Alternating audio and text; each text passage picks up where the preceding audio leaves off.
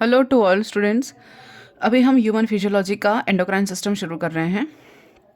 तो endocrine system या endocrinology क्या होती है देखते हैं। बॉडी के कोऑर्डिनेशन के लिए, समन्वय के लिए दो सिस्टम पाए जाते हैं हमारी बॉडी को मेंटेन रखने के लिए, जो सभी शरीर कार्य की या ह्यूमन फिजियोलॉजिकल एक्टिविटी को संपन्न करते हैं। पहला तो है नर्वस सिस्टम, जो हम पढ़ चुके हैं।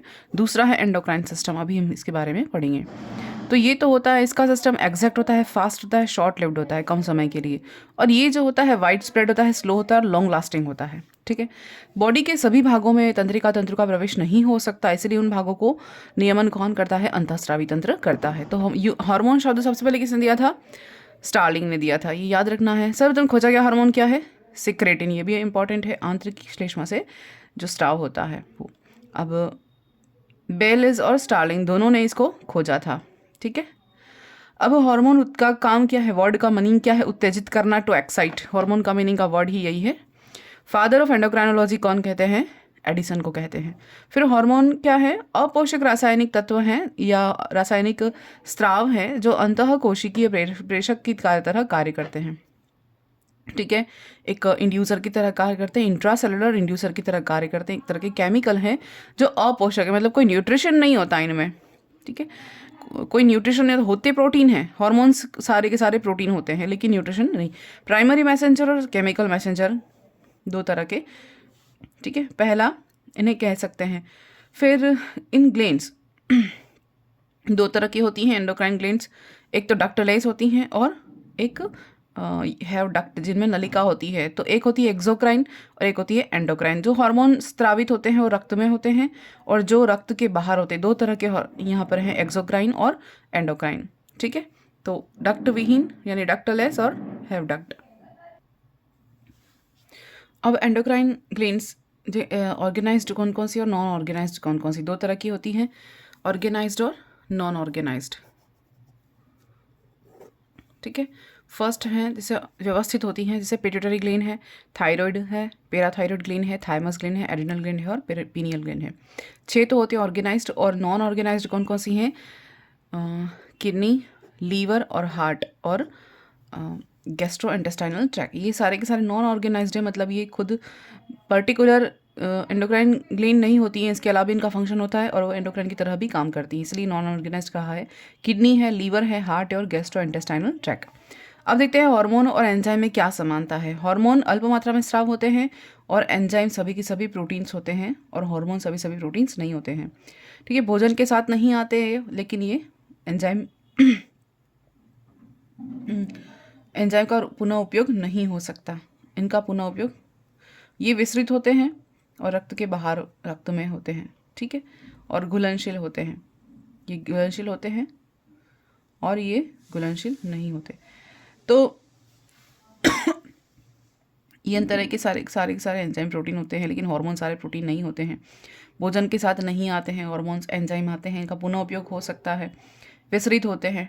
ठीक है। ये रक्त के बाहर रक्त में हो सकते हैं, दोनों तरह से हो सकते हैं, और ये डिजॉल्व होते हैं, घुलनशील होते हैं। फिर नॉन एंडोक्राइन हार्मोन और एंडोक्राइन ग्लैंड से स्रावित नहीं होते। नॉन एंडोक्राइन हार्मोन ऐसे जो कि एंडोक्राइन ग्लैंड से स्राव नहीं होते, यानी कि एंडोक्राइन हार्मोन तो हैं, लेकिन ये एंडोक्राइन ग्लैंड से स्राव नहीं होते, इन्हें नॉन एंडोक्राइन हार्मोन कहा है। देखते हैं। एक तो है प्रोस्टाग्लैंडिन्स, दूसरा है फिरोमोन्स। प्रोस्टाग्लैंडिन्स क्या होता है? इसकी खोज की थी वॉन यूलर ने की थी। ये कहाँ कहाँ होते हैं? सीमन में और शुक्राशय द्वारा स्रावित तरल में प्रेजेंट होते हैं प्रोस्टाग्लैंडिन्स। ठीक है। फेरोमोन्स कहाँ होते हैं? कार्लसन ने खोज की थी और यूस्टर ने की थी। और ये क्या है? वाष्पशील होते हैं, शरीर के बाहर होते हैं। सिक्रेट जैसे सेक्स हार्मोन्स, फेरोमोन्स होते हैं डेंजर के टाइम पे और एग्रीगेशन के टाइम पे, और हम कहते हैं वो टेरिटोरियल बिहेवियर। तो उस समय के सारे सारे फेरोमोन सिक्रेट होते हैं। ये इथोलॉजी में बहुत बढ़िया हमने बड़ा सा चैप्टर पढ़ा है इसके बारे में। ठीक है। तो नॉन एंडोक्राइन हार्मोन्स दो तरह के होते हैं जो एंडोक्राइन ग्लैंड से स्राव नहीं होते, प्रोस्टाग्लैंडिन्स और फेरोमोन्स। अब है फेरोमोन्स की एग्जांपल देख लेते हैं। बॉम्बिकोल सिल्क मोथ से स्रावित होता है, मस्कॉन मस्क डियर से स्राव होता है, सिविटोन कैट से सिवट कैट से स्राव होता है, और जेराडियोल ये होता है हनी बी के तरह साबित होता है। तो ये हमने इथोलॉजी में पढ़ा है। सम हार्मोन्स आर एंटागोनिस्टिक और सिनर्जिस्टिक, दो तरह के होते हैं। ठीक है। एमएसएच जो होता है, फिर ग्लूकागोन होता है, टीसीटी होता है, मेलाटोनिन है ना, और इसका है इंसुलिन, MSH और मेलाटोनिन, ग्लूकागॉन और इंसुलिन, और TCT यानी थायरोकैल्सिटोनिन, और PTH पैराथार्मोन हार्मोन से स्रावित होने वाला। तो ये कुछ है एंटागोनिस्टिक है और इस सिनर्जिस्टिक है, जैसे कि FSH और LH। अब हाइपोथैलेमस की पोजीशन क्या होती है? हाइपोथैलेमस, क्योंकि सारे के सारा हमने देखा था कि जो हाइपोथैलेमस है वो पूरा एंडोक्राइनोलॉजी के लिए जिम्मेदार है। सारे के सारा एंडोक्राइन सिस्टम किसकी कंट्रोल में है? हाइपोथैलेमस के कंट्रोल में है। अभी ब्रेन के साथ हमने लास्ट वाले वीडियो में देखा है नर्वस सिस्टम में। तो डायनसिफलोन के आधार की सतह पर अग्र मस्तिष्क में क्या प्रेजेंट होती है? हाइपोथैलेमस प्रेजेंट होता है। और ये है पीनियल ग्लैंड, ये का स्टॉक, ये है एपिथैलेमस, यहाँ पर पीनियल ग्लैंड होती है।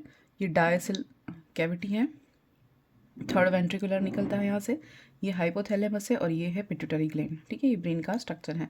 फिर मास्टर ऑफ मास्टर ग्लैंड कहते हैं पिट्यूटरी को। क्या कहते हैं? मास्टर ऑफ मास्टर ग्लैंड कहते हैं। क्यों? क्योंकि पिट्यूटरी ग्लैंड को नियंत्रित करता है। कौन है? हाइपोथैलेमस को क्या कहते हैं? मास्टर ऑफ मास्टर, हाइपोथैलेमस को कहते हैं। ठीक है, हाइपोथैलेमस को मास्टर ऑफ मास्टर ग्लैंड कहते हैं।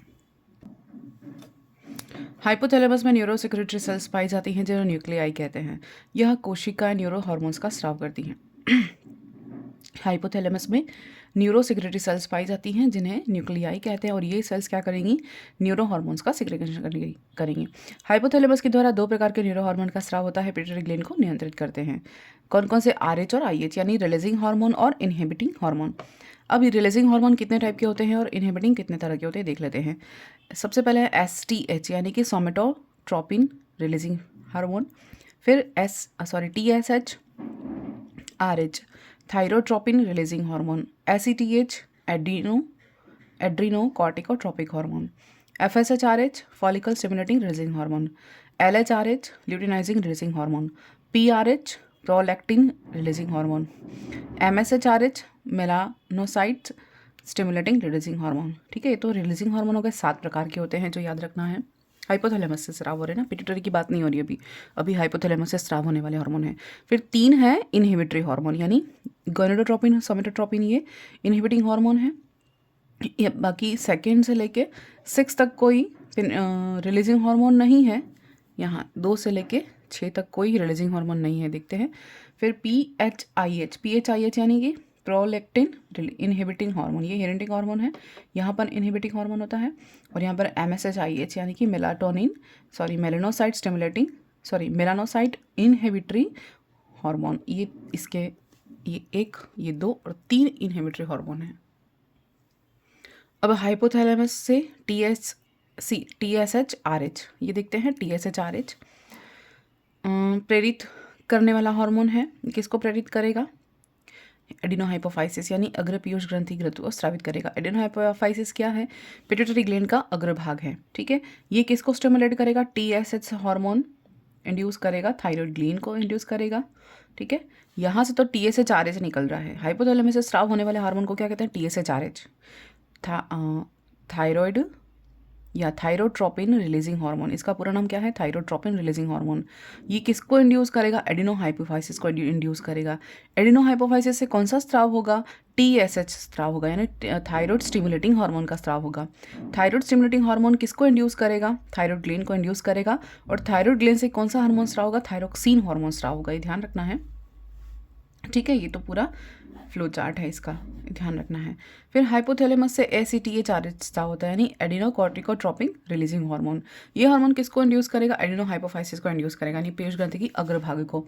ठीक है, 2 भाग होते हैं ना, पिट्यूटरी ग्लैंड के अग्रभाग और पश्च भाग। एडिनोहाइपोफाइसिस अग्रभाग और न्यूरोहाइपोफाइसिस पश्च भाग। तो ये अग्रभाग को इंड्यूस करेगा, प्रेरित करेगा, और ये फिर स्टिमुलेट करेगा किसको? ACTH हार्मोन का स्राव करेगा। कौन? एडिनोहाइपोफाइसिस से क्या निकलेगा? ACTH, यानी कि एडिनोकॉर्टिकोट्रोपिक हार्मोन स्राव होगा। ये किसको इंड्यूस करेगा? एड्रिनल ग्लैंड को इंड्यूस करेगा। और एड्रिनल ग्लैंड क्या करेगा? फिर उसके हार्मोन का स्राव करेंगी, नॉरएपिनेफ्रिन और एपिनेफ्रिन। तो ये आपको पूरा फ्लो चार्ट इसका बनाया मैंने, आगे भी और डिटेल में देखेंगे। फिर है हाइपोथैलेमस PIH, ये संतमन करेगा एडिनोहाइपोफाइसिस को, और ये क्या करेगा? नो हार्मोन सेक्रेशन, ये हार्मोन सेक्रेशन को बंद करने का क्या? क्यों? क्योंकि ये इनहिबिटरी हार्मोन है। ठीक है, अभी PIH पढ़ा था पीछे, प्रोलैक्टिन इनहिबिटरी हार्मोन। अब hormone produced by hypothalamus are passed to axon which are release to their nerve ending. तो हार्मोन्स क्या करेंगे, प्रोड्यूस बाय हाइपोथैलेमस, और कहाँ से पास होंगे, pass to axon which are release at their nerve ending. Pituitary gland का अग्रभाग से निवाहिका द्वारा संयुक्त रहता है। पिट्यूटरी ग्लैंड का अग्रभाग किससे, निवाहिका द्वारा कनेक्टेड रहता है। ठीक है, तो ये एक्सोन से स्राव होगा हार्मोन से, और नर्व एंडिंग होगी इसकी जहाँ बंद होगा। अब है न्यूरोहाइपोफाइसिस।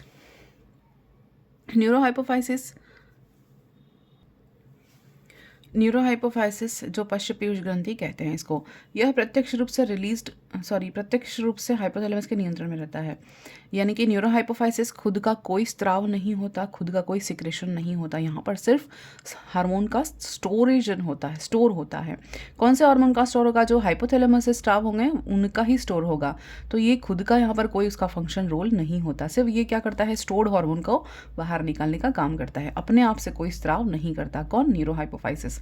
ठीक है, ये आप ग्लैंड देख सकते हैं, ये हाइपोथैलेमस है, ये एक्सोन है, ये पश्च पिंड यानी कि न्यूरोहाइपोफाइसिस है, ये अग्रपिंड यानी कि एडिनोहाइपोफाइसिस है, ये क्या है, पार्शियल सर्क्यूमुलेशन। ठीक है, अब हाइपोथैलेमस के द्वारा एडीएच और वेसोप्रेसिन का निर्माण होता है। हाइपोथैलेमस एडीएच और वेसोप्रेसिन यानी कि जो इसको कहते हैं ना वेसोप्रेसिन,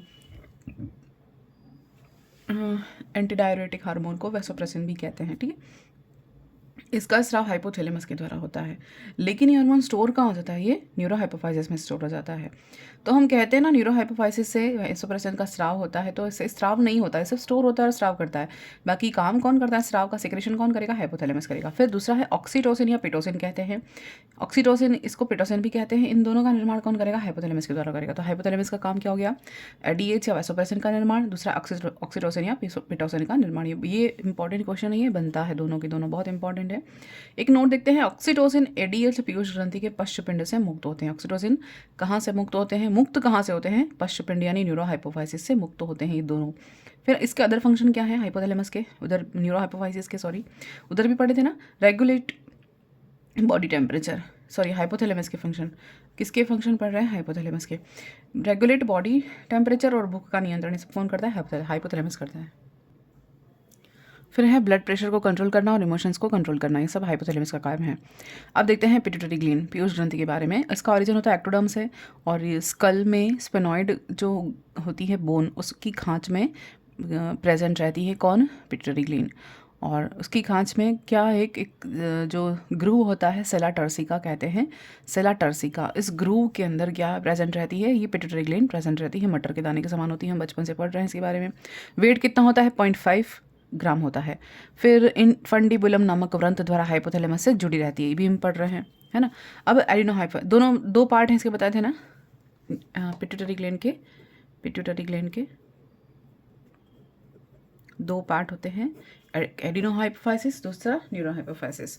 एडिनोहाइपोफाइसिस यानी अग्रपीयूष ग्रंथि, ये 75% अधिक विकसित होती है और ये कम विकसित होती है, यानी 25% ही होती है। दो भागों से निर्मित होती है, ये खुद भी दो भागों से निर्मित है। पहला तो पार्स डिस्टलिस, दूसरा पार्स इंटरमीडिया। पार्स डिस्टलिस और पार्स इंटरमीडिया ये दोनों फ्यूज़ हो जाती हैं मानव के अंदर, तो पार्स डिस्टलिस और पार्स इंटरमीडिया मानव के अंदर दोनों के दोनों फ्यूज़ हो जाती हैं। ठीक है, और इसके भी दो पार्ट हैं, इनफंडिबुलम और पार्स नर्वोसा। इसके भी दो भाग हैं, पार्स इनफंडिबुलम और पार्स नर्वोसा। ठीक है, अब एडिनोहाइपोफाइसिस से स्रावित हार्मोन, एडिनोहाइपोफाइसिस से स्रावित हार्मोन कौन कौन से हैं। अब हम देखते हैं कि पिट्यूटरी से स्रावित होने वाले हार्मोन, अभी तक हमने देखे थे RH सारे रिलीजिंग हार्मोन देखे थे, यानी कि वो कहाँ से सिक्रेट होते हैं, वो हाइपोथैलेमस से सिक्रेट होते हैं। तो होता क्या है, हाइपोथैलेमस है ना, इसको मास्टर ऑफ मास्टर कहते हैं। ठीक है, यानी प्रिंसिपल है। तो प्रिंसिपल क्या करेगा, पिट्यूटरी ग्लैंड जो कि मास्टर ग्लैंड कही जाती है, उसको इंड्यूस करेगा। तो हाइपोथैलेमस से जितने भी स्राव हो रहे हैं ना, वो सब RH होंगे, इनके पीछे RH लगा होगा, यानी रिलीजिंग होगा। और एडिनोहाइपोफाइसिस से जितने भी स्राव हो रहे हैं ना, उसके पीछे SH लगा होगा, यानी स्टिमुलेटिंग हार्मोन लगा होगा। तो इसे हम पहचान सकते हैं उससे। ठीक है, तो पहला हार्मोन है growth hormone somatotropin. Growth hormone कौन सा है, सोमेटोट्रोपिन। कौन है, एडिनोहाइपोफाइसिस, यानी ये क्या है, पिट्यूटरी का आगे भाग, पिट्यूटरी ग्लैंड का अग्रभाग। दूसरा है TSH, थायराइड स्टिमुलेटिंग हार्मोन। ठीक है, तीसरा है ACTH, adeno corticotropic hormone, ACTH। FSH, follicle stimulating hormone. LH luteinising hormone. PH prolactin protein hormone, ठीक है, प्रोलैक्टिन हार्मोन है, सॉरी। एमएसएच क्या है, मेलानोसाइट स्टिमुलेटिंग हार्मोन। तो ये 7 तो क्या हो गए, पिट्यूटरी के अग्रभाग से स्त्राव होने वाले हार्मोन हो गए, ठीक है। Growth hormone TSH, STH, FSH, LH, pH और एमएसएच। फिर है जी एच यानी ग्रोथ हार्मोन के बारे में देखते हैं। सबसे पहले सोमेटोट्रोपिन हार्मोन। जी आर एच यानी कि आर आ गया, यानी कहाँ से स्त्राव हो रहा है, हाइपोथैलेमस से स्त्राव हो रहा है। जी आर एच किसको स्टिमुलेट करेगा, जी एच हार्मोन का स्त्राव करेगा, ठीक है। ये पिट्यूटरी से होगा और ये एडिनोहाइपोफाइसिस से होगा। अब इन दोनों का काम क्या है, वृद्धि और उपापचय, ठीक है। वृद्धि और उपापचय का नियमन करना, ग्रोथ और मेटाबॉलिज्म का नियमन रेगुलेशन करना। और इसके हाइपोसिक्रेशन से क्या हो सकता है, बोनापन आ सकता है, साइमन रोग हो सकता है, दोनों नाम आते हैं। देखो रीट वाली एग्जाम में तो बहुत पूछे जाते हैं ना ऐसे ऐसे, कि ग्रोथ हार्मोन के हाइपोसिक्रेशन से क्या होता है, बोनापन, ड्वार्फिज्म आता है और साइमन्स रोग होता है। फिर एटेलियोसिस भी एक रोग होता है। क्या होता है, एटेलियोसिस, क्या कहते हैं, एटेलियोसिस। ग्रोथ हार्मोन के अल्पस्राव होने के कारण बोनापन हो जाता है, जिसको एटेलियोसिस कहते हैं। क्या कहते हैं, एटेलियोसिस,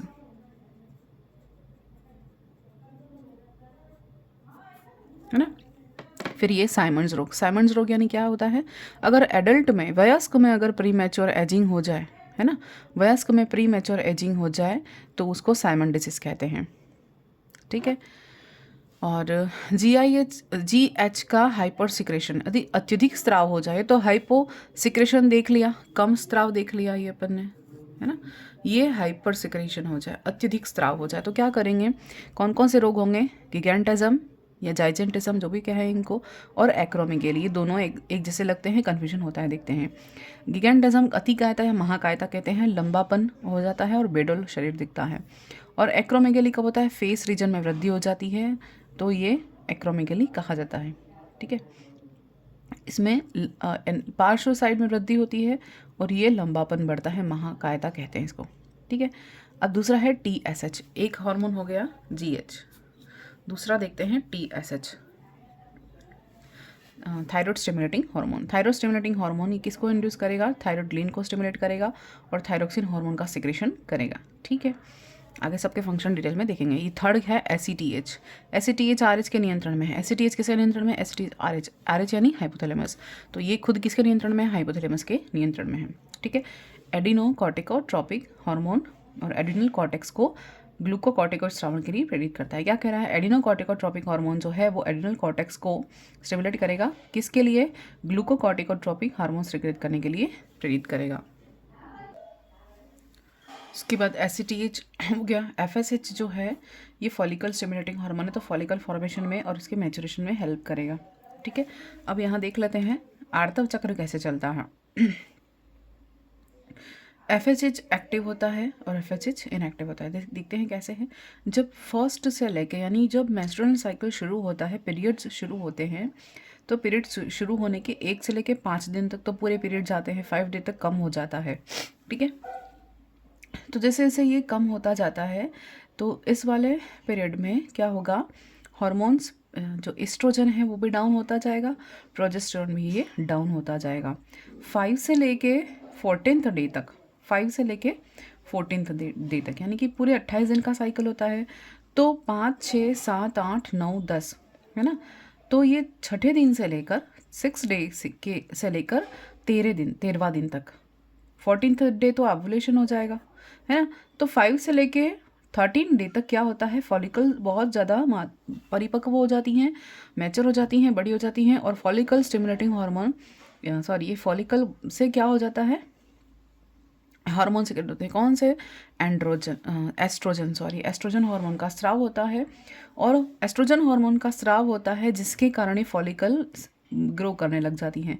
पहले दिन प्राइमरी फॉलिकल बनती है, धीरे धीरे सेकेंडरी फॉलिकल, टर्शरी फॉलिकल और ये ग्रेफियन फॉलिकल। तो ये पूरी की पूरी इस तरह से बनने लग जाती हैं, कब, छठे से लेके 13वें दिन तक। तो 13 डे तक तो ग्रेफियन फॉलिकल पूरी बन जाती है, चौथे दिन तक, सॉरी 14th डे तक, 14वां दिन तक। तो उसके बाद 14 दिन क्या होता है, ओवुलेशन होता है ना, अंडाशय उत्सर्जन होता है, अंडोत्सर्ग होता है। तो उसके बाद 15 दिन यहाँ से लेकर ये ल्यूटियल फेज कही जाती है, 28 दिन की अवस्था क्या कही जाती है, ल्यूटियल फेज कही जाती है। उसके बाद वापस से 1 से ये जो साइकिल शुरू हो जाता है। तो ये फॉलिकल स्टिमुलेटिंग, फॉलिकल का निर्माण कब होता है बताने के लिए बताया, जब पीरियड ख़त्म हो जाते हैं तब 6 से लेकर 13वें दिन तक फॉलिकल ग्रो करने लगती हैं। और फॉलिकल ग्रो करती हैं किस हार्मोन के प्रभाव के कारण?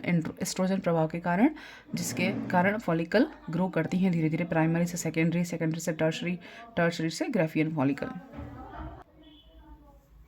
एफएसएच का नर में कार्य, एफएसएच का नर में क्या कार्य होता है? एलएच को नर में आईसीएसएच कहते हैं, अंतराली कोशिका प्रेरक hormone, interstitial stimulating cell stimulating hormone. ठीक है, तो एफएसएच का मेल में क्या, फीमेल में तो हमें पता है मेल में क्या फंक्शन होता है। ये आईसीएसएच क्या करता है? मेल में अंतराली कोशिका वृषण को टेस्टोस्टेरोन हार्मोन का स्राव करने के लिए इंड्यूस करेगा। ठीक है, फीमेल में एलएच क्या करेगा? एलएच हार्मोन जो है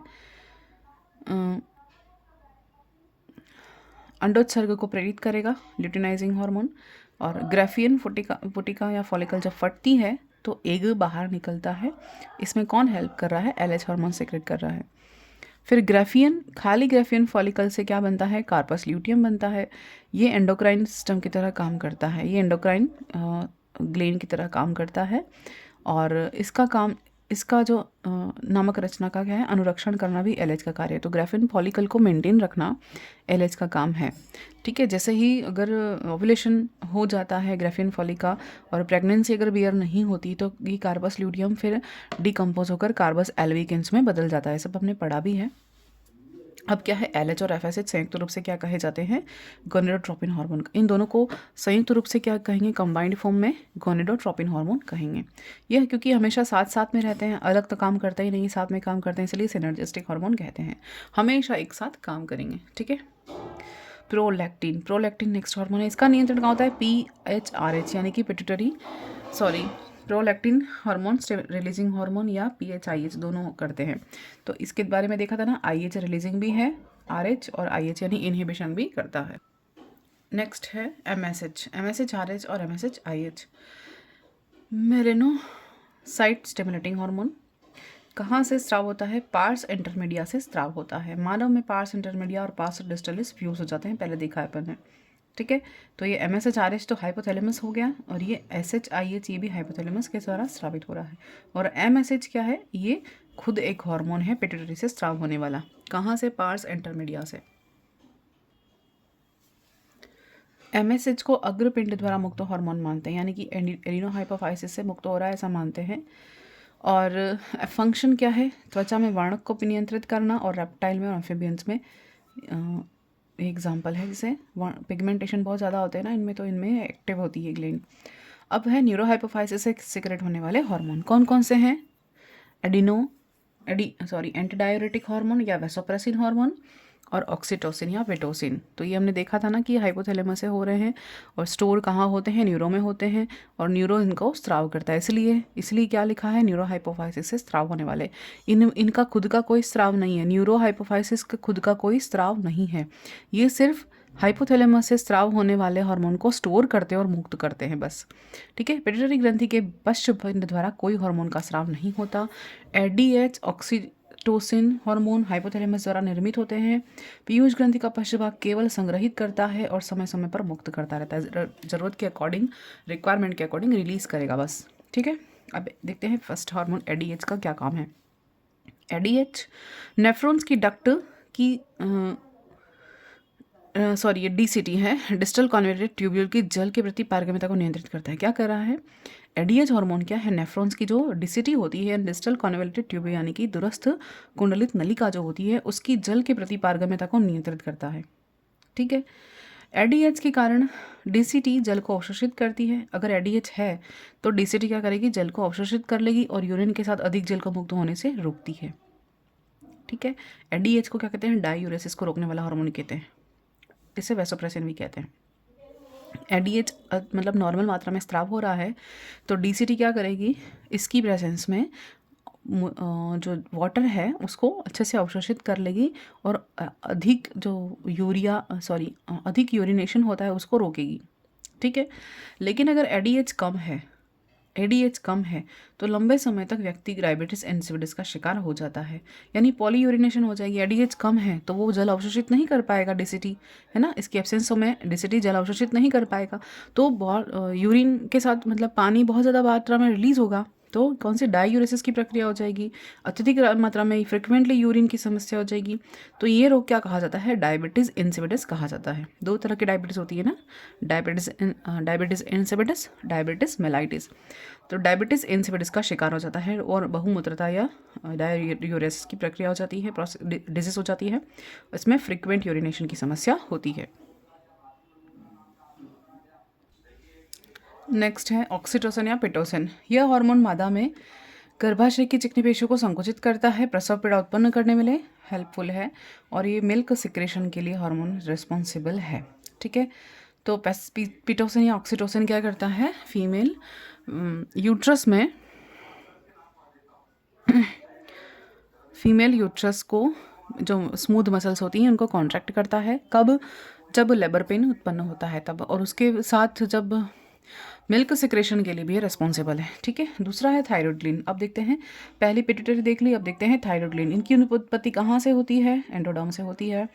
लैरिंग्स में ट्रैकिया की संधि पर, लैरिंग्स और ट्रैकिया की संधि पर क्या प्रेजेंट होती है, थायराइड ग्लैंड प्रेजेंट होती है, अधर पार्श्व सतह पर पाई जाती है। ठीक है, लॉब्स ऑफ थायराइड ग्लैंड, दो लोब होती हैं और इन दोनों को जोड़ने वाली जो रस्सी होती है वो क्या कही, इस्थमस कही जाती है। ये अग्रंथिल भाग है। इस्थमस जो दोनों लॉब को जोड़ती है, लेकिन ये खुद अग्रंथिल भाग है, इससे कोई ग्रंथ हार्मोन स्त्राव नहीं होता। ठीक है, इसका वजन कितना होता है थायराइड ग्लैंड का, 25 to 35 ग्राम होता है लगभग। ठीक है, लैरिंग्स और ट्रैकिया के बीच में संधि स्थल पर क्या पाया जाता है, थायराइड ग्लैंड पाई जाती है। ठीक है, each lobe of thyroid gland consist of, ये दोनों लोब है ना, ये फर्स्ट लोब हो गया और ये सेकेंड लोब हो गया। दोनों जो लोब हैं, इन लोब के दो भाग हैं, पहला कनेक्टिव टिश्यू, दूसरा है फॉलिकल। कनेक्टिव टिश्यू को स्ट्रोमा कहते हैं और इनमें कनेक्टिव टिश्यू पाए जाते हैं जिनको स्ट्रोमा कहते हैं। दूसरा, इनमें फॉलिकल्स पाई जाती हैं जिन्हें फॉलिकुलर सेल्स दो हार्मोन का निर्माण करती हैं। ठीक है, फॉलिकल्स होती हैं, फॉलिकुलर सेल प्रेजेंट होती है। ये फॉलिकुलर सेल्स ही क्या करती हैं, दो हार्मोन का निर्माण करती हैं। सॉरी, कौन कौन से, पहला T4 और दूसरा T3। T4 यानी टेट्रा आयोडोथायरोनिन, टेट्रा आयोडोथायरोनिन और ट्राई आयोडोथायरोनिन। टेट्रा आयोडोथायरोनिन जो है ये, और दूसरा है T3 यानी ट्राई आयोडोथायरोनिन। यह पुटिका की गुहा में संग्रहित होता है। कहाँ पर बन रहा है, ये फॉलिकल है ना, यहाँ पर दोनों हार्मोन बन रहे हैं। ये फॉलिकल है और इनमें ये बन रहा है। बाहर का भाग स्ट्रोमा कहा जाएगा और ये फॉलिकल के अंदर क्या बन रही है, ये दोनों सेल्स, ये दोनों हार्मोन का फॉर्मेशन हो रहा है। केवल थायराइड हार्मोन ही अक्रिय अवस्था में स्टोर होते हैं, यानी ये स्टोर हो रहा है ना, वो इनएक्टिव फॉर्म में स्टोर होता है। ठीक है, बाकी कोई हार्मोन इनएक्टिव फॉर्म में स्टोर नहीं होता है।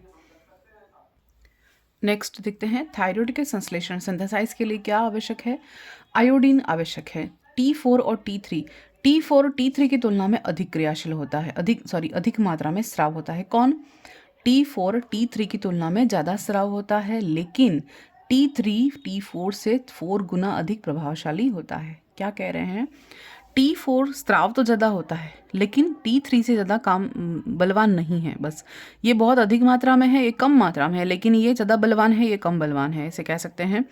ठीक है, तो अधिक मात्रा में स्राव होता है, लेकिन T3 20% ही होता है, T4 80% सिक्रेशन होता है, लेकिन T3 T4 से 4 गुना अधिक प्रभावशाली इफेक्टिव है।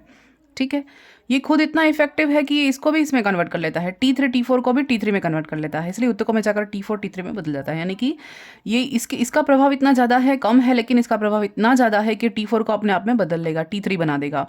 कब, जब टिश्यू में जाएंगे तो T4 खुद T3 में कन्वर्ट हो जाएगा। T4 का निर्माण कैसे होता है, टायरोसिन अमीनो एसिड से होता है, ये ध्यान रखना है। अभी इतने डेप क्वेश्चन अभी तक नहीं आए हैं, लेकिन असिस्टेंट प्रोफेसर के एग्जाम में आ सकते हैं। टायरोसिन अमीनो एसिड से कौन बनता है, T4 बनता है। T4 टायरोसिन का डेरिवेटिव है। T4 किसका डेरिवेटिव है, किसका व्युत्पन्न है, टायरोसिन का डेरिवेटिव है। थायराइड के द्वारा स्रावित T4 वास्तव में थायरोक्सिन हार्मोन है। ये एक्चुअल थायरोक्सिन हार्मोन कौन है, T4। ठीक है, वास्तविक थायरोक्सिन हार्मोन कौन है, T4 है। इसका कार्य क्या है, वृद्धि और विकास और कायांतरण, वृद्धि विकास और कायांतरण, ग्रोथ, डेवलपमेंट और मेटामॉर्फोसिस, या हाँ ठीक है। अब ग्रोथ कितने तरह की हो सकती हैं, 3 तरह की हैं। ये ग्रोथ कितने तरह की हैं, 3 तरह की हैं। ठीक है, अभी ग्रोथ की बात कर रहे हैं, कितने तरह की हैं, 3 तरह की हैं। पहली तो फिजिकल ग्रोथ, दूसरी है सेक्सुअल ग्रोथ, तीसरा है मेंटल ग्रोथ। ठीक है, तो फिजिकल ग्रोथ में क्या आएगा, स्केलेटन की ग्रोथ, मस्कुलर ग्रोथ और वाइसरल ग्रोथ। तीनों ग्रोथ किसके कंट्रोल में है, थायरोक्सिन के कंट्रोल में है। ठीक है, फिर सेक्सुअल ग्रोथ में गोनाड्स का फॉर्मेशन, और मेंटल ग्रोथ में थायरोक्सिन कम होने पर फिजिकल, सेक्सुअल और मेंटल वृद्धि कम होती है। ठीक है, ये तीनों तरह का ग्रोथ हमने देख लिया। थायरोक्सिन हार्मोन के कारण लार्वा वयस्क में बदलता है। अगर ये हार्मोन नहीं है तो लार्वा लार्वा ही रह जाएगा, नियोटेनियम कहते हैं ना जिसको, और पेडोजेनेसिस वो उत्पन्न होता है। अगर थायरोक्सिन कम है तो जो टैडपोल है ना वो एडल्ट फ्रॉग में कन्वर्ट नहीं होगा। ठीक है, और ये थायरोक्सिन हार्मोन बीएमआर को रेगुलेट करता है। ठीक है, बीएमआर को यानी बेसल मेटाबॉलिक जो रेट है उसको रेगुलेट करने का काम कौन करता है, थायरोक्सिन हार्मोन करता है। बीएमआर क्या होता है, बॉडी की जो फिजिकल एक्टिविटी है या जितनी भी एक्टिविटी हैं उन सबको संपन्न करने के लिए हमें क्या आवश्यकता पड़ती है, कुछ कैलोरी की या ऊर्जा की कैलोरी के फॉर्म में आवश्यकता पड़ती है। एनर्जी चाहिए ना किसी काम को करने के लिए, तो हमें जो न्यूनतम एनर्जी की आवश्यकता होती है, रिक्वायरमेंट होती है, वो क्या कही जाती है, बीएमआर बेसल मेटाबॉलिक रेट कही जाती है। ठीक है, अगर बीएमआर बढ़ती है तो बॉडी का टेम्परेचर बढ़ता है और बॉडी का वेट गिरता है। बीएमआर ज़्यादा होती है, बॉडी का टेम्परेचर बढ़ता है, बॉडी का वेट गिरता है। ये आपको सीक्वेंस याद रखना है। ठीक है, बीएमआर बढ़ेगी, बॉडी टेम्परेचर बढ़ेगा और बॉडी का वेट गिरेगा। ठीक है, जिससे थायरोक्सिन ऑक्सीडेटिव मेटाबॉलिज्म को बढ़ावा देता है। थायरोक्सिन किसको बढ़ावा देता है, ऑक्सीडेटिव मेटाबॉलिज्म को बढ़ावा देगा। यानी थायरोक्सिन बढ़ेगा ना तो बीएमआर बढ़ेगी, बॉडी टेम्परेचर बढ़ेगा और बॉडी का वेट कम होगा, जिससे एनर्जी मुक्त होगी। और एनर्जी मुक्त होगी इसलिए थायरोक्सिन को क्या कैलोरीजेनिक हार्मोन भी कहते हैं। थायरोक्सिन को क्या कहते हैं, कैलोरीजेनिक हार्मोन कहते हैं। तो बॉडी का वेट बढ़ने और बॉडी का वेट घटने में सबसे ज़्यादा इंपॉर्टेंट कौन है, बीएमआर। बीएमआर को कंट्रोल कौन कर रहा है, थायरोक्सिन हार्मोन। थायरोक्सिन हार्मोन कम है तो बॉडी का वेट बढ़ेगा, थायरोक्सिन हार्मोन ज़्यादा है तो बॉडी का वेट कम होगा। ठीक है, इससे रिलेटेड 2 डिजीज भी हैं, हाइपोसिक्रेशन हाइपोथायरॉयडिज्म और हाइपरथायरॉयडिज्म। ये दोनों के बारे में पढ़ेंगे आगे। तो बीएमआर के बारे में क्लियर हो गया कि बेसल मेटाबॉलिक रेट क्या है, यानी हमारी बॉडी को सारी फिजियोलॉजिकल एक्टिविटी कंप्लीट करने के लिए जो न्यूनतम कैलोरी की आवश्यकता होती है वो क्या होती है, बीएमआर कही जाती है, बेसल मेटाबॉलिक रेट कही जाती है। ठीक है, थायरोक्सिन H2 और इलेक्ट्रोलाइट बैलेंस नियंत्रित करता है। थायरोक्सिन क्या करेगा, H2 और इलेक्ट्रोलाइट को बैलेंस करेगा, नियंत्रित करेगा। और क्या करेगा, आर्तव चक्र को रेगुलेट करता है, या मेंस्ट्रुअल साइकिल को नियंत्रित करेगा। ठीक है, अगर ये थायरोक्सिन गड़बड़ है तो मेंस्ट्रुअल साइकिल जो हमारे पीरियड्स हैं वो भी क्या होंगे, इम्बैलेंस होंगे, आगे पीछे हो जाते हैं, कई बार 10 दिन लेट हो जाते हैं। ठीक है, तो और जल्दी भी आ जाता है। तो ये सारा के सारा हार्मोन का ही खेल है। इरिथ्रोपोइसिस क्या होता है, आरबीसी का फॉर्मेशन की प्रोसेस जो होती है इरिथ्रोपोइसिस कही जाती है। तो इसको रेगुलेट करने का, यानी इरिथ्रोपोइसिस यानी आरबीसी बनने को कौन प्रेरित करेगा, थायरोक्सिन हार्मोन। ये बहुत इंपॉर्टेंट हार्मोन है। थायरोक्सिन सीएनएस के विकास और परिपक्वन में महत्वपूर्ण भूमिका है। थायरोक्सिन किसको, सेंट्रल नर्वस सिस्टम के डेवलपमेंट के लिए भी इंपॉर्टेंट है, यानी बहुत इंपॉर्टेंट हार्मोन है। थायरोक्सिन के बिना सारी बॉडी की फिजियोलॉजिकल एक्टिविटी ठप्प हो जाएंगी। TSH यानी कि क्या कहेंगे इसको, TSH हाइपोथैलेमस वाला है ना, thyrotropin stimulating hormone, releasing hormone. ठीक है, TSH रिलीजिंग हार्मोन कहते हैं। इंड्यूस करेगा किसको, पिट्यूटरी ग्लैंड को। ठीक है, यानी पिट्यूटरी की कौन सा पार्ट, एडिनो वाला पार्ट, अग्रभाग, इसको इंड्यूस करेगा। तो ये पिट्यूटरी क्या सिक्रेट करेगा, TSH थायराइड स्टिमुलेटिंग हार्मोन का सिक्रेशन करेगा। ये थायराइड स्टिमुलेटिंग हार्मोन किसको इंड्यूस करेगा, थायराइड ग्लैंड पर जाकर एक्ट करेगा। थायराइड ग्लैंड को मैसेज करेगा, थायराइड ग्लैंड को जगाएगा, कहेगा कि अभी इसका फंक्शन करना है, क्या आयोडीन बनाओ, आयोडीन जो स्टोर है उससे T4T3 बनाओ और T4T3 बनाओ और क्या सिक्रेट करो, थायरोक्सिन हार्मोन का सिक्रेशन करो, ये मैसेज देगा। ठीक है, थायरोक्सिन फैट, कार्बोहाइड्रेट और प्रोटीन के उपभोजन से संबंधित है।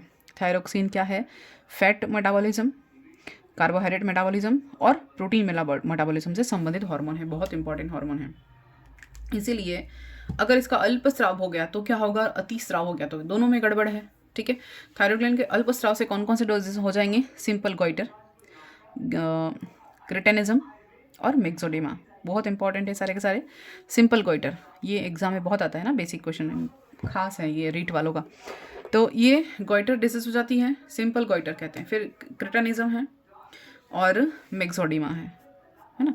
तो सिंपल गोइटर क्या होता है, भोजन में आयोडीन की कमी हो जाती है, उसे रोग उत्पन्न होता है। इस रोग में थायराइड ग्रंथि रक्त से अधिक आयोडीन लेना प्रारंभ कर देती है और वो फूल जाती है।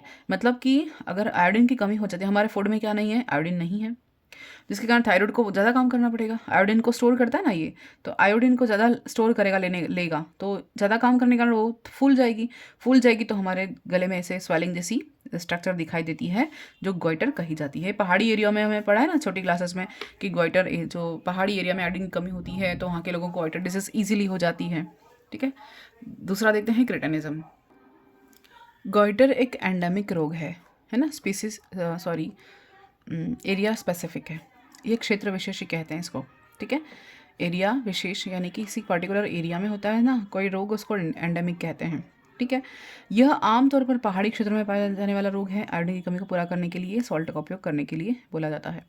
फिर है क्रेटेनिज्म। क्रेटेनिज्म इसको जड़ वामनता भी कहते हैं, बच्चों में होने वाला रोग है। क्रेटेनिज्म किस में होता है, सी से चाइल्ड याद रखेंगे, है ना, ये कन्फ्यूजन होता है, एक जैसी डिसीज लगती हैं सारी की सारी, तो याद करने के लिए सी से चाइल्ड याद रख सकते हैं। यदि बच्चों में भ्रूणीय परिवर्तन के दौरान या जन्म के बाद थायरोक्सिन हार्मोन की कमी हो जाती है तो क्रेटानिज्म होता है। इसके लक्षण क्या क्या हैं क्रेटानिज्म के?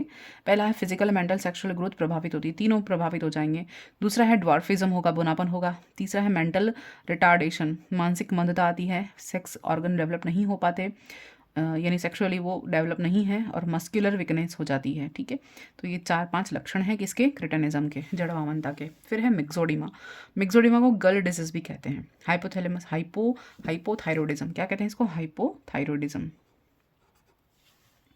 हाइपोथायरॉयडिज्म, ठीक है, किस में होता है, मेल में, महिला में कम होता है, महिला में अधिक होता है। हाइपोथायरॉयडिज्म किस में ज़्यादा होता है, महिलाओं में ज़्यादा पाया जाता है। मिक्सोडिमा कहते हैं, मिक्सोडिमा, है ना। और इसकी क्या कैरेक्टर है, आधारी उपापचय दर कम हो जाती है, यानी बेसल मेटाबॉलिक रेट है वो कम हो जाएगी। टेम्परेचर कम हो जाएगा बॉडी का, वजन बढ़ जाएगा, वजन बढ़ेगा। चेहरे और बालों पर वसा का अत्यधिक जमाव हो जाएगा, यानी फैट बढ़ जाएगा। अनियमित आर्तव चक्र, यानी कि ये इरेगुलर हो जाएगा, मेंस्ट्रुअल साइकिल। फिर हृदय की धड़कन कम हो जाएगी, हार्ट रेट डाउन हो जाएगी, आलस आ जाएगी, यानी लेथर्जिक फील करेंगे, है ना, एनर्जी डाउन हो जाएगी। और फैट डिपोजिशन बढ़ जाएगा, यानी वसा का जमाव है वो बहुत बॉडी में अधिक जगह जगह पे ऐसे फूला हुआ दिखेगा। बॉडी पूरी ऐसे सोफे जैसे कुशन हो जाता है ना, वैसी बॉडी दिखती है फुली हुई। ठीक है, तो ये मिक्सोडिमा एक बहुत ही कॉमन है ना, महिलाओं में ज़्यादा होती है, और हर एक तीसरी महिला में आप डिसीज देख सकते हो मिक्सोडिमा। नेक्स्ट, थायरोक्सिन के अतिस्राव से होने वाले रोग, हाइपर सिक्रेशन से क्या होगा देखते हैं। ग्रेव डिजीज होती है, सबसे पहले है ग्रेव डिजीज, इसको एक्सोप्थेल्मिया या एक्सोप्थेल्मिक ग्वाइटर भी कहते हैं। पहला तो सिंपल ग्वाइटर देखा था, ये क्या है, एक्सोप्थेल्मिक ग्वाइटर। इसमें क्या क्या है character, protrusion of eye ball, यानी आंखों के आई बॉल जो होती है वो बहुत बड़ी बड़ी और आगे की ओर निकली हुई रहती हैं। आंखों के नीचे बहुत ज़्यादा फैट जमा हो जाता है तो रेशे उत्तक का अभाव हो जाता है, जमा हो जाता है, ऐसे फाइबर्स जमा हो जाते हैं, बड़ी बड़ी आंखें लगती हैं और स्वेलिंग आ जाती है, फैट जमा हो जाता है इसीलिए। फिर डरावना रूप हो जाता है, स्टारिंग लुक हो जाता है, डरावना दिखता है, बिल्कुल नेचुरल है। बीएमआर हाई हो जाती है, वेट कम हो जाता है, संग्रह के लिए कुछ भी नहीं रहता है, और हार्ट रेट और पल्स रेट इंक्रीज हो जाती है, बढ़ जाती है। तो सारे के सारे ऑपोजिट है हाइपो के। ठीक है, ये ग्रेव डिजीज के कैरेक्टर हैं। दूसरा क्या होता है, ऑटो इम्यून डिजीज हो जाती है, इसको स्व प्रतिरक्षा कहते हैं। कौन सी ऑटो इम्यून डिजीज, हाशीमोटो डिजीज। हाशीमोटो, ये भी इंपॉर्टेंट है, ये आता है बार बार क्वेश्चन कि सबसे पहले किसने देखा था, हकारू हाशीमोटो ने बताया था। किसने बताया था हाशीमोटो डिजीज के बारे में, हकारू हाशीमोटो, इसलिए नाम रख दिया। ठीक है, इसमें क्या होता है, थायराइड एंटीजन के प्रति एंटीबॉडी बनाता है जो अपनी ही कोशिकाओं को स्वयं नष्ट कर लेता है, इसे सुसाइड ऑफ थायरोइड भी कहते हैं। हाशीमोटो डिजीज में क्या होता है, थायराइड में एंटीजन के प्रति बहुत ज़्यादा एंटीबॉडी बना देगा। ठीक है, तो इसके कारण अपनी ही कोशिका को ये पहचानने से इनकार कर देता है और खुद को ही नष्ट कर लेता है। तो थायराइड ग्लैंड को सुसाइड कहते हैं, सुसाइड ऑफ थायराइड ग्लैंड। ठीक है, हाशीमोटो। नेक्स्ट, थायराइड ग्लैंड के लॉब में 2 लॉब थे ना, उस लॉब में क्या है, स्ट्रोमा भाग में कुछ ऐसी सेल्स पाई जाती हैं जो पैरा फॉलिकुलर सेल्स कही जाती हैं, जिनको सी कोशिकाएं कहते हैं। इंपॉर्टेंट आ रहा है ना पार्ट अभी, सी सेल्स कहते हैं। कुछ कोशिकाएं होती हैं ना पैरापोटिकी स्ट्रोमा के अंदर, वो एक तो फॉलिकुलर होती हैं, एक परापुटिकीय कोशिकाएं होती हैं। इनको क्या कहते हैं, सी कोशिकाएं भी कहते हैं। ये कोशिकाएं TCT हार्मोन का स्राव करती हैं, किसका, TCT यानी थायरोकैल्सिटोनिन का स्राव करती है। इंपॉर्टेंट है, ये ध्यान में रखना है। ये सी सेल्स क्या करेंगी, TCT हार्मोन का, यहाँ से बहुत क्वेश्चन आते हैं। यह प्रोटीन हार्मोन है, इनके निर्माण के लिए आयोडीन की आवश्यकता नहीं होती। ठीक है, अभी तक हमने सारा देखा कि आयोडीन वेस्ट है, आयोडीन के बिना कुछ नहीं होगा। लेकिन ये वाली जो कोशिका है ना, इनको आयोडीन की कोई ज़रूरत नहीं है, तो बिना आयोडीन के भी अपना काम करेंगी। कौन सी? इनको कैल्सिटोनिन भी कहते हैं। क्या कहते हैं? कैल्सिटोनिन या थायरोकैल्सिटोनिन कहते हैं। थायरोकैल्सिटोनिन क्या करेगा? देखो, हाइपोकैल्सीमिक हार्मोन क्या है, इसको क्या कहते हैं? हाइपोकैल्सीमिक हार्मोन कहते हैं। हाइपो यानी कम, कैल्सिमिक हार्मोन यानी इसका काम क्या हो गया? कैल्शियम के लेवल को कम करना। कैल्सिमिक हार्मोन भी कहते हैं ना, इसका नाम ये है थायरोकैल्सिटोनिन को या कैल्सिटोनिन को। तो इसका काम क्या हो गया? कैल्शियम को कम करना। ठीक है, फिर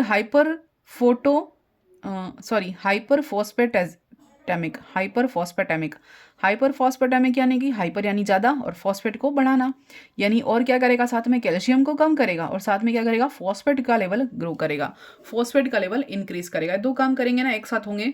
कैल्शियम को कम होगा तो और फॉस्फेट बढ़ेगा। ये काम कौन कर रहा है? कैल्सिटोनिन कर रहा है या थायरोकैल्सिटोनिन कर रहा है, TCT कर रहा है। ठीक है, TCT यूरिन के साथ कैल्शियम को बाहर निकालता है। लेवल को कम कैसे करेगा? यूरिन के साथ इसको रिलीज कर देगा, वाटर में रिलीज कर देगा, ताकि TCT क्या करेगा? कैल्शियम को, अगर ज़्यादा मात्रा में कैल्शियम आ रहा है बॉडी में तो वो तो और जगह जगह डिपॉजिट हो जाएगा, है ना। तो इसको रिलीज क्या करने का काम करेगा कौन? TCT, बैलेंस करेगा, काम करेगा TCT। अब देखते हैं आगे जो आएगा, पैराथायरॉयड है ना, वो इसकी जस्ट ऑपोजिट काम करता है। देखते हैं अब एक्स्ट्रा सेलुलर फ्लूइड में, ECF में, बाह्य कोशिकीय द्रव में, ECF या एक्स्ट्रा सेलुलर फ्लूइड में कैल्शियम के लेवल को कम करता है। काम और आगे क्या है इसका? ECF में कैल्शियम के लेवल को कम करेगा, यानी यूरिन के साथ बाहर निकाल देगा। बोन डिसोल्यूशन को रोकता है। ठीक है, बोन डिसोल्यूशन को रोकता है, बोन में कैल्शियम की मात्रा उचित बना के रखता है। तो बोन से कम नहीं कर रहा है, ECF से कम कर रहा है, बोन में कहीं कमी नहीं आएगी। ठीक है, बोन डिसोल्यूशन को रोकेगा, बोन में कैल्शियम की मात्रा को मेंटेन करने का काम भी कौन करेगा? ये कैल्सिटोनिन ही करेगा। ठीक है, और TCT PTH के विपरीत कार्य करता है। PTH क्या है? पैराथायरॉयड हार्मोन है। ठीक है, पैराथायरॉयड का काम क्या है? पैराथॉर्मोन का सिक्रेशन। पैराथॉर्मोन क्या करेगा? पैराथायरॉयड हार्मोन का स्राव करेगा। इसका फंक्शन क्या है देखते हैं आगे। नेक्स्ट है पैराथायरॉयड ग्लैंड। ये 2 पेयर में होती है। पैराथायरॉयड कहाँ होती है? 2 पेयर में होती है, यानी 4 होती है टोटल। कहाँ प्रेजेंट होती है? थायरॉयड ग्लैंड के पृष्ठभाग में स्थित होती है। ठीक है, 2 एक पिंड पर, 2 दूसरे पिंड पर, यानी कि जो थायरॉयड ग्लैंड होती है उसके पास ही पीछे की ओर लगी रहती है। ठीक है, तो 2 होती हैं ग्लैंड, 4 होते हैं ना टोटल, तो 2 तो एक पिंड पर, 2 दूसरे लोब पर। किसके? ये थायरॉयड के पीछे वाले पार्ट पे। 2 प्रकार की होती हैं भी कौन? पैराथायरॉयड। एक तो होती हैं चीफ सेल्स होती हैं, एक होते हैं ऑक्सीफिल सेल्स। ठीक है, चीफ सेल्स क्या करती हैं? इनको मुख्य कोशिकाएं भी कहते हैं। क्या करती हैं? PTH हार्मोन का स्राव करती हैं। PTH क्या है? पैराथायरॉयड हार्मोन है। ठीक है, पैराथॉर्मोन को कॉलिप हार्मोन भी कहते हैं, सभी पता है, छोटी क्लास में पढ़ा है अपन ने, है ना। और स्राव कहाँ से हो रहा है? चीफ सेल से, मुख्य कोशिकाओं से PTH निकल रहा है, कॉलिप में निकल रहा है। PTH ही शरीर में TCT के साथ मिलकर कैल्शियम का नियंत्रण करता है। PTH किसके साथ काम करेगा? TCT के साथ मिलकर कैल्शियम रेगुलेशन में हेल्प करता है। PTH का रेगुलेशन कैल्शियम के द्वारा होता है। ठीक है, PTH hormone hyper calcaemic hormone है। PTH क्या है? हाइपर कैल्सिमिक हार्मोन है। जबकि कैल्सिटोनिन क्या था? हाइपोकैल्सिमिक हार्मोन था। देखना ये कि साथ में तो काम कर रहा है, लेकिन ये ऑपोजिट है एक दूसरे के। ठीक है, कन्फ्यूजन नहीं होता, ना हो, ध्यान रखना। हाइपर कैल्सिमिक हार्मोन यानी बाह्य कोशिकीय द्रव में ECF में कैल्शियम के लेवल को बढ़ाएगा, जबकि कैल्सिटोनिन क्या कर रहा था? ECF में कैल्शियम के लेवल को कम कर रहा था, रेगुलेट कर रहा था। दिखा था ना अपन ने यहाँ पर, ECF में कैल्शियम के लेवल को कम करता है, जबकि ये क्या करेगा? PTH हाइपर कैल्सिमिक, हाँ, ECF में कैल्शियम के लेवल को बढ़ाने का काम करेगा। फिर दूसरा क्या है? हाइपोफॉस्फेटिक। ये क्या करेगा? ऑपोजिट, जस्ट वहाँ ये कैल्सिटोनिन पीछे क्या कर रहा था? कैल्सिटोनिन फॉस्फेट को बढ़ा रहा था, कैल्शियम को कम कर रहा था। PTH क्या कर रहा है? ECF में फॉस्फेट के लेवल को घटाएगा और कैल्शियम को बढ़ाएगा। तो ये क्या करेगा? कैल्शियम तो बढ़ेगा इसमें, इसके कारण, PTH के कारण, और फॉस्फेट है वो क्या हो जाएगा? कम होगा। ठीक है, अब कैल्शियम शरीर में सर्वाधिक पाया जाने वाला एबंडेंटली प्रेजेंट मिनरल है। तो ये भी क्वेश्चन बन जाता है कि शरीर में सर्वाधिक मात्रा में प्रेजेंट होने वाला मिनरल कौन सा है? खनिज है ना। कैल्शियम क्या है? खनिज है एक। ठीक है, अत्यधिक मात्रा में पाने जाने वाला खनिज कौन सा है बॉडी में? कैल्शियम है। इंपॉर्टेंट भी है ये। ठीक है, कैल्शियम के फंक्शन क्या क्या देखते हैं। पेशीय संकोचन में सहायक, मसल कॉन्ट्रेक्शन में हेल्प करेगा, रक्त स्कंदन में सहायक है, कोगुलेशन में भी हेल्प करता है ना, फैक्टर देखेंगे अभी ब्लड सर्कुलेटरी सिस्टम पढ़ेंगे उसमें आएगा।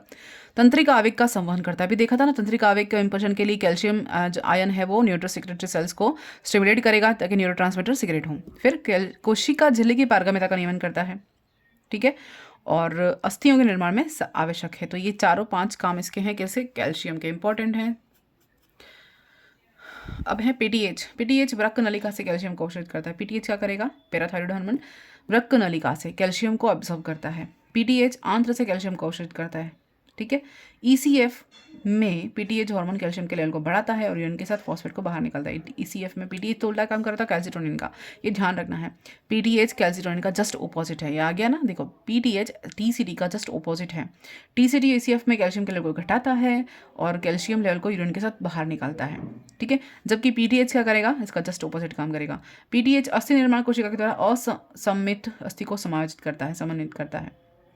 जो बोन फॉर्मेशन होता है ना, बोन फॉर्मेशन जो सेल के द्वारा असममित अस्थि को सम्मित करता है, अतः अस्थि के अनावश्यक भागों को हटाता है। जबकि टीसीटी तो हड्डियों को सुरक्षित रख रहा था। कैल्शियम से क्या होगा, हड्डियों यानी ज़्यादा कैल्शियम हो जाएगा तो हमारे ओवरग्रोथ की सिचुएशन भी हो जाएगी, बोन में ओवरग्रोथ हो जाती है ना, कभी कभी हड्डी बढ़ जाती कहीं कैसे, तो सारी दिक्कत तो कैल्शियम के ज़्यादा होने से होती है। तो उसको बैलेंस कौन करेगा, पीटीएच करेगा। पीटीएच क्या करेगा, अस्थि के जो अनावश्यक भाग है ना उनको कैल्शियम रिलीज करके बॉडी के बाहर एक्स्ट्रा सेलुलर फ्लूइड में निकालता रहेगा। कौन, पीटीएच।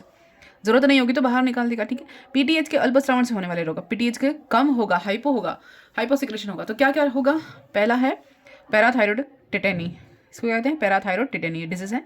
पीटीएच के अल्पस्रावन से कैल्शियम की कमी हो जाती है। अगर पीटीएच कम हो गया तो बैलेंस करने के लिए कौन रहेगा, कोई नहीं, तो कैल्शियम कम हो जाएगा, ईसीएफ में कैल्शियम कम हो जाएगा, ठीक है, जिस कारण पेशियां, तंत्रिका ये सब बिना कारण ही उत्तेजित हो जाती हैं। अगर कैल्शियम कम हो गया तो पेशियां और तंत्रिका क्या हो जाएंगी, बिना किसी कारण के स्टिमुलेट हो जाएंगी, एक्साइटेड हो जाएंगी और क्रैम्पिंग की सिचुएशन हो जाती है, ऐठन की स्थिति आ जाती है। और लंबे समय तक अगर ऐसी सिचुएशन हो, ऐठन की स्थिति, तो टेटेनस या ऐठन की स्थिति बनी रहे तो वो टेटेनस वाली सिचुएशन हो जाती है, ठीक है, जिस कारण से रोगी को पेशियों में क्रैम्पिंग होती है। और क्रैम्प हमेशा सिर होता है ना, कभी कभी कैल्शियम की या हम सोडियम की कमी हो जाती है तो ऐठन या क्रैम्प की सिचुएशन आती है, तो ये वाली सिचुएशन बनती है। और लंबे समय तक हो तो ये बहुत प्रॉब्लम वाली बात हो जाती है, ठीक है। तो ये कहा जाता है पैराथायरॉइड टेटेनी। नेक्स्ट है hyper secretion of PTH. PTH अत्यधिक मात्रा में स्राव हो गया तो क्या होगा, ऑस्टियोपोरोसिस और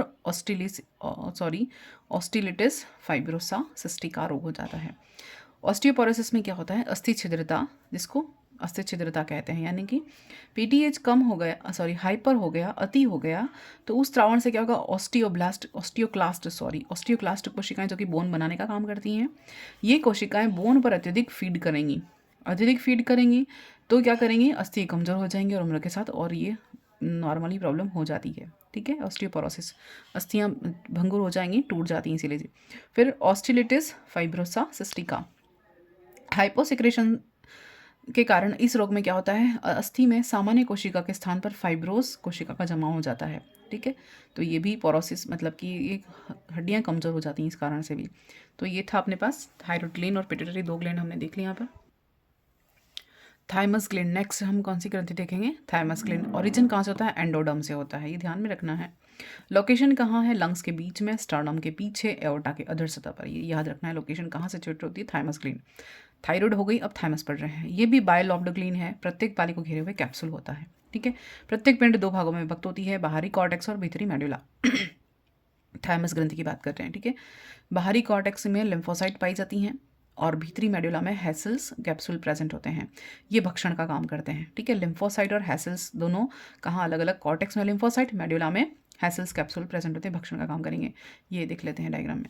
थाइमस ग्लैंड द्वारा एक पेप्टाइड हार्मोन का स्राव होता है, जिसको थाइमोसिन हार्मोन कहते हैं। थाइमस ग्रंथि द्वारा क्या हार्मोन सिक्रेट होता है, थाइमोसिन हार्मोन होता है, जो कि पेप्टाइड हार्मोन है, ठीक है। नोट क्या है, थाइमस ग्लैंड ऐसी ग्लैंड है जो समय के साथ नष्ट हो जाती है, यानी कि डिजनरेट हो जाती है। जन्म के समय ये विकसित होती है, यौवन अवस्था में आते आते रिड्यूस हो जाती है, वृद्धावस्था में बिल्कुल खत्म हो जाती है, ठीक है।